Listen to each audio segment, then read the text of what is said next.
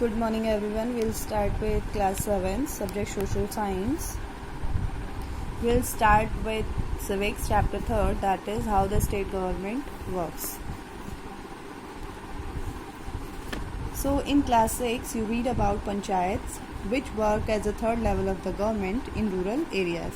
The central government at the national level and the state government at the state level are the two other level at which the government work in India. This kind of a political arrangement where powers are divided between the center and the state is known as federal system.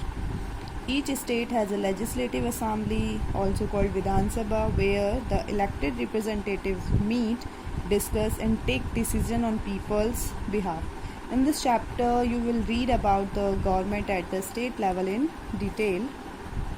Okay, so let us first look at the structure of the state government with the help of the following graphic organizers. Organs of government at the state level: first is executive government, second legislative, then judiciary. In the executive we have governor, chief minister, council of minister. In legislative we have Vidhan Sabha and Vidhan Parishad.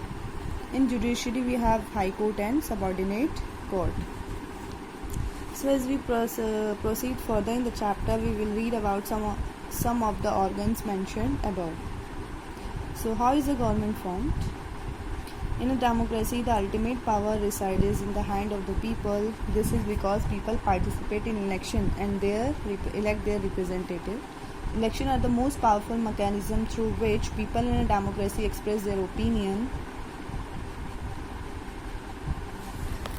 Look at this map. Constituency of Legislative Assembly of Maharashtra. It shows the division of Maharashtra into different constituencies. Each state is divided into different areas or constituencies.